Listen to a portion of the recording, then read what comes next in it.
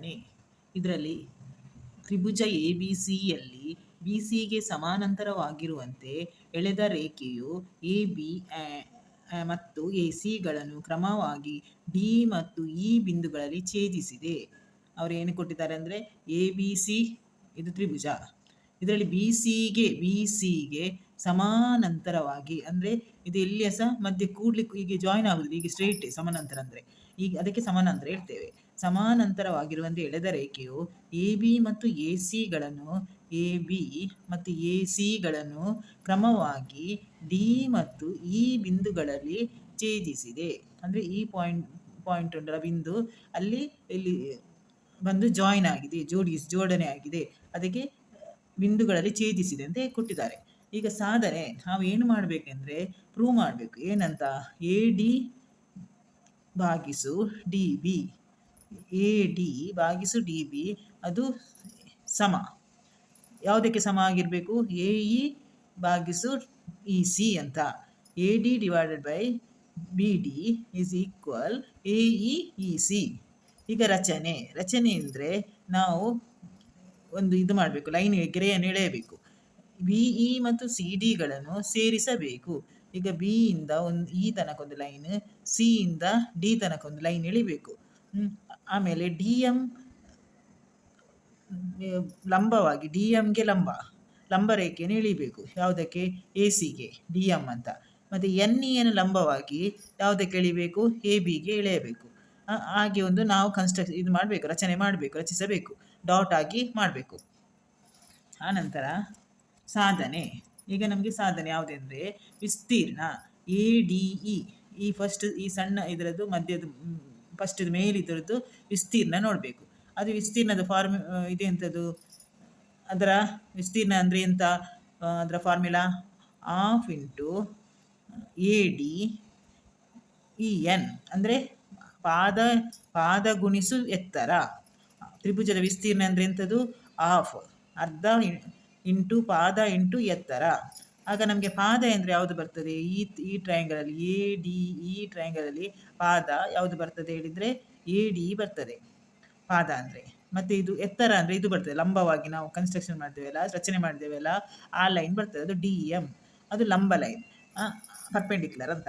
ಆಗ ನಮಗೆ ಅದೇ ರೀತಿ ಇದಕ್ಕೆ ನಮಗೆ ಎ ಡಿ ವಿಸ್ತೀರ್ಣದ ಇದು ಯಾವುದು ಕೇಳಿದರೆ half into A D into E N ಅಂತ.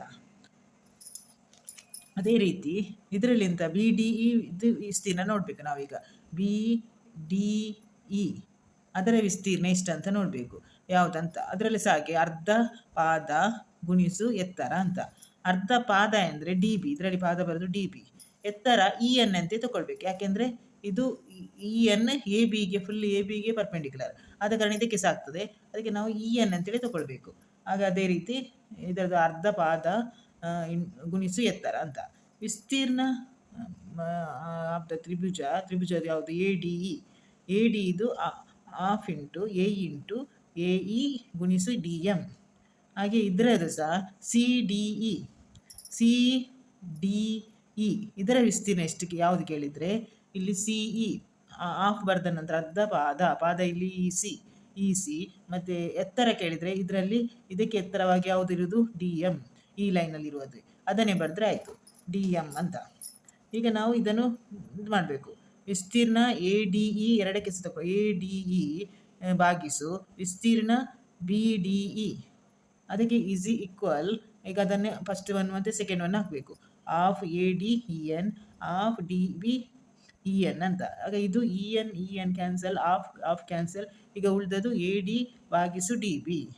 ಅದೇ ರೀತಿ ಇದರಲ್ಲೇ ಸಹ ಹಾಗೆ ವಿಸ್ತೀರ್ಣ ಎ ಡಿ ಇ ನೆಕ್ಸ್ಟ್ ತ್ರಿಭುಜದ ಸಹ ಎ ಡಿ ಇ ಮತ್ತು ಭಾಗಿಸು ಬಿ, ಇದರದ್ದು ಸಿ ಇ ಡಿದು, ಅದರದ್ದು ಸಹ ಹಾಗೆ ಸಿ ಇ ಡಿದು half B E into D M ಭಾಗಿಸು ಹಾಫ್ ಬಿ ಸಿ ಗುಣಿಸು D M is equal to ಇಲ್ಲಿ ಕ್ಯಾನ್ಸಲ್ ಆಗ್ತದೆ, ಡಿ ಎಮ್ ಹಾಫ್ ಕ್ಯಾನ್ಸಲ್ ಆಗ್ತದೆ. ಆಗ ಉಳಿದದು ಎ ಇ ಭಾಗಿಸು ಬಿ ಸಿ. ಈಗ ನಮಗೆ ತ್ರಿಭುಜ ಬಿ ಡಿ ಇ ಮತ್ತು ಡಿ ಇ ಸಿ ಒಂದೇ ಪಾದ ಡಿ ಇ. ಈ ಡಿ ಇ ಪಾದದಲ್ಲಿ ಎರಡು ತ್ರಿಭುಜ ಬರ್ತದೆ, ಒಂದು ಡಿ ಇ ಸಿ ಮತ್ತೊಂದು ಬಿ ಇ ಡಿ. ಆಗ ಇದು ಎರಡು ತ್ರಿಭುಜಗಳು ಒಂದೇ ಪಾದದಲ್ಲಿ ಬಂದರೆ ಡಿ ಇ ಎರಡು ತ್ರಿಭುಜಕ್ಕೆ ಒಂದೇ ಪಾದ, ಮತ್ತು ಡಿ ಇ ಸಮಾನಾಂತರವಾಗಿದೆ. ಸಮಾನಾಂತರ ಅಂದರೆ ಈಗ ಲೈನ್ ಹಾಕಿ ತೋರಿಸ್ಬೇಕು, ಅದರ ಸೈನ್ ಸಮಾನಾಂತರ. ಬಿ ಸಿ ಇಸ್ ಸಮಾನಾಂತರ ಡಿ ಇ ರೇಖೆಗಳ ನಡುವೆ ಇದೆ. ಆದ್ದರಿಂದ ಇದು ಎರಡು ತ್ರಿಭುಜಗಳು ಸರಿ ಈಕ್ವಲ್ ಆಗಿರುತ್ತದೆ. ಯಾವುದು ಬಿ ವಿಸ್ತೀರ್ಣ, ತ್ರಿಭುಜದ ವಿಸ್ತೀರ್ಣ ಬಿ ಡಿ ಇ ಮತ್ತು ತ್ರಿಭುಜದ ವಿಸ್ತೀರ್ಣ ಡಿ ಇ ಇದು ಎರಡರ ಸಮ ಈಕ್ವಲ್. ಆದ್ದರಿಂದ 1 2 3ರಿಂದ ಇದು 3 ಅಂತ, ಇಲ್ಲಿ ಇದು 1, ಇಲ್ಲಿ 2 ಅಂತ. ಆಗ ಇದು 3ರಿಂದ ನಮಗೆ ಯಾವುದು ಹೇಗೆ ಗೊತ್ತಾಗ್ತದೆ? ಈ ಫಾರ್ಮುಲಾ ಯಾವುದು ಈಕ್ವಲ್ ಅಂತ ಪ್ರೂವ್ ಮಾಡಲಿಕ್ಕೆ ಯಾವುದು ಹೇಳಿದ್ದಾರೆ? A D divide by D B equal A E divide by E C ಅಂತ. ಇದು ನಮಗೆ ಪ್ರೂವ್ ಆಗ್ತದೆ. ಇದು ಈಕ್ವಲ್ ಆಗಿದ್ದ ಕಾರಣ A D divide by D B is equal to A E divide by B C E C ಅಂತ. ಇದು ನಮಗೆ ಫಾರ್ಮುಲಾ ಇ ಸಿ.